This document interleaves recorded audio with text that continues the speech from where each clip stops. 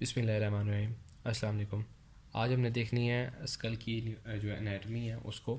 आज हम internal features के ऊपर फोकस रखेंगे अपना, क्योंकि न्यूरो एनाटमी समझने के लिए यहाँ के ऊपर जो इंपॉर्टेंट लैंडमार्क्स हैं वो बहुत ज़्यादा इंपॉर्टेंस रखते हैं। ठीक है, तो हमें देखने के साथ ही स्कल को पता चलता है कि इसके ऊपर तीन जो है कंपार्टमेंट वो बने हुए हैं। ये कंपार्टमेंट है, फिर एक ये वाला कंपार्टमेंट है, मतलब एक ये कंपार्टमेंट, फिर ये कंपार्टमेंट एंड देन ये वाला जो कंपार्टमेंट है, इनको फोसास कहते हैं हम। तो ये है एंटीरियर क्रेनियल फोसा, ये मिडल क्रेनियल फोसा और ये पोस्टीरियर क्रेनियल फोसा। जैसे इनके तीन नाम मैंने आपको बताए हैं कि anterior, middle and the posterior, इस तरह इनकी डेप्थ भी वेरी करती है। सबसे शैलो एंटीरियर वाला है, उससे डीपर मिडल वाला है, और सबसे ज़्यादा जो डीपर वाला पोर्शन है वो इसका पोस्टीरियर क्रेनियल फोसा है। इस वीडियो के अंदर हमने बेसिकली जनरल लैंडमार्क्स देखने हैं। ज़्यादा डिटेल में नहीं जाएंगे कि कौन से वाले फोरामिना से कौन सा स्ट्रक्चर गुजर रहा है।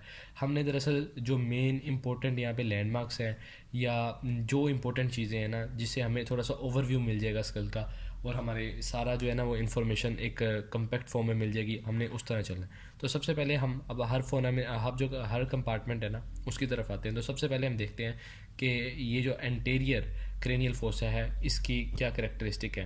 तो सबसे पहले एंटीरियर क्रेनियल फोसा को जो बाउंड्री इसकी जो बन रही है ना, वो बन रही है वो वाली बोन से जो हमारा फोर हेड बना रही है। फोर हेड बनाने वाली हमारी एक बोन होती है जिसको कहते हैं फ्रंटल बोन।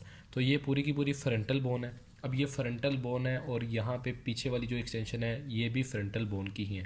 तो जो हमारा एंटीरियर क्रेनियल फोसा है उसके अंदर तीन बोन्स की मैक्सिमम कंट्रीब्यूशन है, और एक बोन ऐसी है जो तीनों की तीनों फोसास के अंदर कॉमन है, वो है हमारी स्फिनोइड बोन। ठीक है, स्फिनोइड बोन का कुछ पोर्शन एंटीरियर क्रेनियल फोसा में आता है, कुछ मिडल में आता है एंड कुछ जो है वो पोस्टीरियर के अंदर आता है। तो फ्रंटल बोन आ जाती है। फ्रंटल बोन किस किस तरह आ जाती है? फ्रंटल अपनी इस वाले पोर्शन के साथ आ जाती है, ये वाला पोर्शन है। उसके बाद ये जो ऑर्बिटल्स जो है ना, ऑर्बिट्स जो है आई के, इनको कवर कर रही होती है। तो ऑर्बिटल फिशर्स आप इनको कह लें, या फिर जो ऑर्बिटल लेयर को बना रही होती है फ्रंटल बोन, अपने वो वाले पोर्शन के साथ आ जाती है यहाँ पे। ठीक है, और लास्टली जो हमारे पास आती है वो है स्फिनोइड बोन। और स्फिनोइड बोन के जो लेसर विंग है ना उनकी लेटरल सरफेस के ऊपर पोस्टीरियर सरफेस आ रही है उसकी, और ये है भी जो उसके लेसर विंग है। ये लेसर विंग है, और नीचे वाली साइड के ऊपर जब हम आएंगे तो हम इसके ग्रेटर विंग्स को देखेंगे। तो ये था एंटीरियर क्रेनियल फोसा। इसके अंदर अब हमने क्या कहा? हमने कहा फ्रंटल बोन है, फिर हमने कहा कि इसके अंदर स्फिनोइड बोन है। अब यहाँ पे एथमोइड बोन जो है उसकी भी थोड़ी सी कंट्रीब्यूशन है, और एक इंपॉर्टेंट लैंडमार्क बना रही है कि जो एथमोइड बोन है, थोड़ा सा अगर हम यहाँ पे जाके देखें डीपर, तो यहाँ पे एक क्रिब्री फॉर्म प्लेट बन रही है। ठीक है, वो एथमोइड बोन की वजह से है। और यहाँ पे जब एथमोइड बोन ऊपर की तरफ प्रोजेक्शन अपनी बना रही है, और ये छोटी सी प्रोजेक्शन नज़र आ रही है हमें, ये है क्रिस्टा गिलाए। ठीक है, और ये क्रस्ट नज़र आ रही है हमें, तो ये कौन सी बोन थी? ये फ्रंटल बोन थी, और इसकी जो क्रस्ट बन रही है ये है फ्रंटल क्रस्ट। अब इन दोनों का एक इम्पोर्टेंट काम क्या है कि इन्होंने जो ड्यूरामीटर होती है उसकी कुछ एक्सटेंशन होती हैं। ठीक है, जैसे उसकी स्पेशलाइजेशन से कुछ जो है ना वो स्ट्रक्चर्स बनते हैं, इन्होंने उसको अटैचमेंट प्रोवाइड करनी होती है। ये मेनिंजेस के अंदर जब हम पढ़ते हैं तो हम उसकी डिटेल में जाते हैं। ठीक है, उसके बाद हमें यहाँ पे जो दो इंपॉर्टेंट चीज़ें नज़र आ रही हैं वो ये है कि क्लिनोइड प्रोसेसेस बने हुए हैं। ये जो लेसर विंग थे स्फिनोइड बोन के, उनकी मीडियल सरफेस के ऊपर क्लिनोइड प्रोसेसेस हैं। ठीक है, इन्होंने भी फ्री मार्जिन को सब जो है ना अटैचमेंट प्रोवाइड करना होता है। टेंटोरियम सेरिब्रल का वो भी हम बाद में डिटेल में देखेंगे। अभी के लिए हमने जो इंपॉर्टेंट चीज़ें देखी वो हमने एक तो यहाँ पे क्रिब्रिफॉर्म प्लेट का जिक्र किया, फिर हमने बात की यहाँ पे क्रिस्टा गिलाए की फ्रंटल क्रस्ट की बात की, और ये हमें पता चल गया कि कौन कौन सी बोन्स हैं। और ये समराइज जब हमने किया तो हमने ये भी बता दिया कि जो ये पॉइंट्स हैं ये हैं clinoid process, anterior clinoid process. फिर हम मिडल क्रेनियल फोसा की तरफ आ जाते हैं। अच्छा, एक और बात रह गई, वो ये है कि जो हमारे पास क्रिब्रिफॉर्म प्लेट है, इसके बाद अगर हम इसके ऊपर थोड़ा सा अगर हम फोकस करें ना, तो हमें पता चलता है कि यहाँ पे छोटे छोटे फोरामिनाज हैं, और डिफरेंट स्ट्रक्चर यहाँ से पास करके जा रहे होते हैं। कहाँ पे जा रहे होते हैं? ये इस साइड के ऊपर नेजल कैविटी के पास जा रहे होते हैं। ठीक है, अच्छा, अब हम चलते हैं मिडिल क्रेनियल फोसा में। मिडिल क्रेनियल फोसा कंपैरेटिवली थोड़ा सा डीपर है। अब मिडिल क्रेनियल फोसा के अंदर क्या क्या चीज़ें आ जाती हैं? इसके अंदर हमारे पास आ जाएगी वही वाली स्क्वेमस जो है, सॉरी स्फिनोइड बोन है, उसका जो लेसर विंग है वो आ जाएगा, ग्रेटर विंग है वो आ जाएगा इसके पास, और कुछ इंपॉर्टेंट फोरामिनाज, और जो टेरेस पार्ट है ना ऑफ टेम्पोरल बोन वो भी इसके अंदर इंक्लूडेड होगा। ठीक है, यानी कि ये टेम्पोरल बोन है पूरी की पूरी, जो ईयर्स वाली साइड के ऊपर हमारे आ रही होती है, उसके दो पोर्शन होते हैं। एक उसका फ्लैट पोर्शन होता है जिसको हम कहते हैं स्क्वेमस, और एक उसका जो है ना ये वाला पोर्शन होता है जिसके ऊपर थोड़ी सी इंप्रेशंस हैं। ठीक है, तो इसको कहते हैं टेरेस पार्ट। और अब हम देखें तो इसके अंदर क्या है, इसके ऊपर यहाँ पे इंपॉर्टेंट एक लैंडमार्क है, आज तक हम सुनते आए हैं कि पिट्यूटरी ग्लैंड का जिक्र हमने सुना हुआ है, हाइपोफाइसिस सेरेब्री जिसका नाम है। तो उसका जो रूम, उसका जो कंपार्टमेंट है वो इस पोर्शन के अंदर होता है, मिडिल क्रेनियल फोसा के अंदर। वो क्या होता है, इसको कहते हैं सेला टर्शिका, ठीक है। अब ये वो वाला कंपार्टमेंट है, या इसको कह सकते हैं हम फोसा ऑफ पिट्यूटरी ग्लैंड या फोसा ऑफ हाइपोफाइसिस सेरेब्री, ठीक है। ये वाला वो वाली जगह है जहाँ पे उसने प्रेजेंट होना है। और यहाँ पे डायफ्राम होता है, एक डायफ्राम बनता है मेनिंजिस की स्पेशलाइजेशन से, मेनिंजिस में भी ड्यूरा मैटर की स्पेशलाइजेशन से, जिससे के अंदर से स्टाक ऑफ पिट्यूटरी ग्लैंड जो है ना वो पास आउट कर रहा होता है। तो ये सारा टर्शिका है, यहाँ पर एक ग्रूव बन जाता है। दरअसल यहाँ पे एक सल्कस होता है जिसको कहते हैं सल्कस क्यास्मेटिकस। और सल्कस क्यास्मेटिकस जब थोड़ी सी इसकी एक्सटेंशन को अगर हम डीप करें तो ये ऑप्टिक ग्रूव की तरफ ले जाता है, और ऑप्टिक ग्रूव के आगे ऑप्टिक कैनाल है। ये ऑप्टिक कैनाल नज़र आ रही होगी आपको, यहाँ पे ऑप्टिक कैनाल है। और ऑप्टिक कैनाल ने आगे से अगर हम जाते हैं तो ऑर्बिट्स के अंदर ये ओपन हो रही होती है यहाँ पे करके। ये ऑर्बिट की डिटेल्स में भी हम नहीं जा रहे, अभी हम सिर्फ जनरल फीचर्स देख रहे हैं इसके।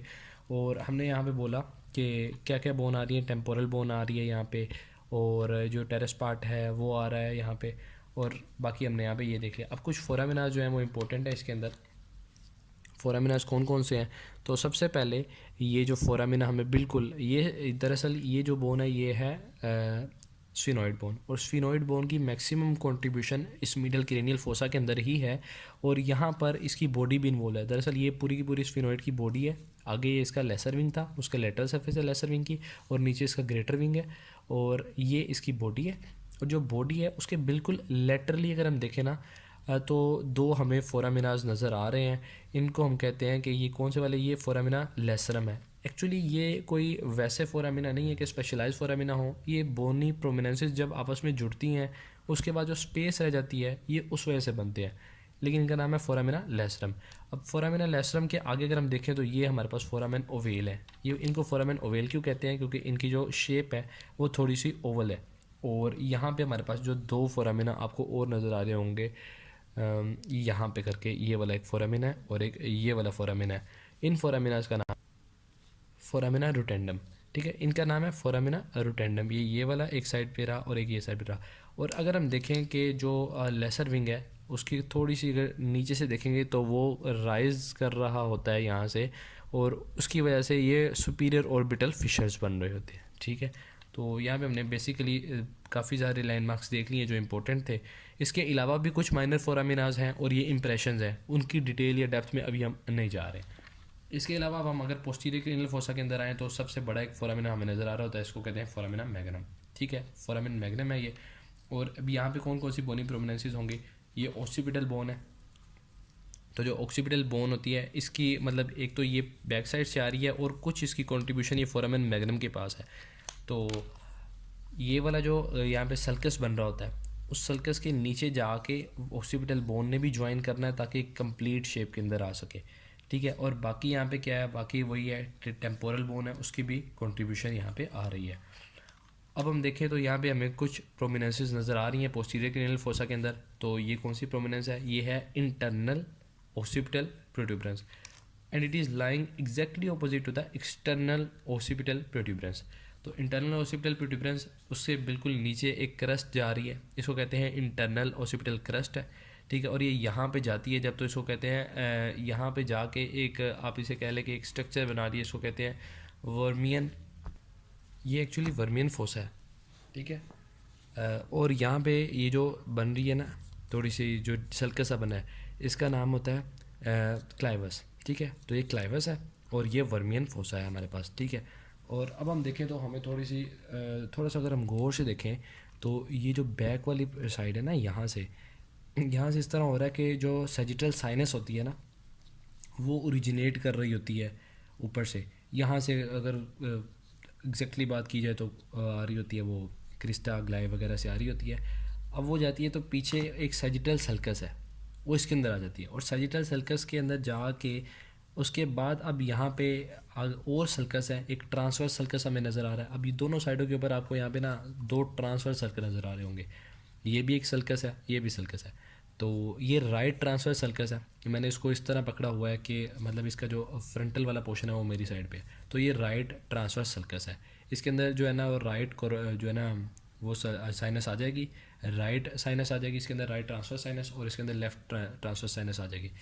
दरअसल ये जो इंटरनल ऑसिकुलर प्रोट्यूबरेंस है ना, ये वो पॉइंट है जहाँ पे कॉन्फ्लुएंस ऑफ साइनसिस होना है, मतलब काफ़ी साइनसिस ने आके जुड़ जाना होता है, ठीक है। अभी यहाँ पे राइट वाला जो होता है वो थोड़ा सा वाइड होता है as compared to the left one, और आगे ये जाके ड्रेन करता है, या फिर अगर ये तो सल्कस है, साइनस ड्रेन करेगी, लेकिन जो सल्कस है वो आगे जाके कहाँ पे ओपन हो रहा होता है, वो सिग्मोइडल सल्कस के अंदर जा रहा होता है। सिग्मोइडल सल्कस नीचे की तरफ जा रहा होता है, और फिर वो जाकर जो है ना इंटरनल जगुलर फोरामिना उसके अंदर एंटर हो जाता है। अब इंटरनल जगुलर फोरामिना कहाँ पे है, ये सीरीज़ आपने जो है ना सीक्वेंस वो याद रखनी है कि सबसे पहले sagittal sulcus, and then transverse sulcus, then sigmoidal sulcus, and which open into the internal jugular foramina.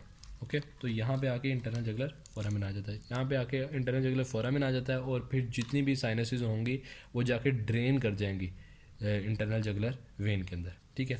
और यहाँ पे हमने एक और चीज़ देखी थी इंपॉर्टेंट, कि जो हमारा फोरामिना मैग्नम है, फोरामिना मैग्नम जो है ये पीछे की तरफ से अगर हम देखें तो थोड़ा सा सर्कुलर फॉर्म में है, लेकिन आगे जो इसकी वाइडनेस है वो थोड़ी सी कम है। क्यों कम है, क्योंकि इसकी अगर हम नीचे बेजल वाली साइड के ऊपर जाए ना, तो यहाँ पे हमें 2 कंडाइल नज़र आ रहे हैं, ठीक है। तो इन कंडाइल की वजह से इसकी जो है ना आगे से थिकनेस जो है वो रिस्ट्रिक्टेड है, और दूसरा इन कंडाइल्स के पास दो तरह की केनाल है, 2 पोस्टीरियर केनाल है और 2 एंटीरियर केनाल है। जो आगे वाली एंटीरियर केनाल है उनको हम हाइपोग्लोसल केनाल भी कह सकते हैं, और ये जो पोस्टीरियर है इनको हम सिंपल कंडाइलर केनाल भी कह सकते हैं, ठीक है। तो ये कुछ जनरल फीचर्स थे जो हमने देखे हैं इस पूरी की पूरी स्कल के अंदर। इसके और भी डेप्थ के अंदर फीचर हैं, लेकिन बेसिकली कुछ न्यूरो एनाटॉमी का कुछ नॉलेज जो स्टार्ट करने के लिए हमें चाहिए था इन्फॉर्मेशन, वो इसके अंदर बता दी गई है, ठीक है। अभी कौन से फोरामिना से कौन से स्ट्रक्चर गुजरता है ये इस वीडियो के अंदर नहीं बताया गया, ये इंशाल्लाह नेक्स्ट वीडियो में बताया जाएगा।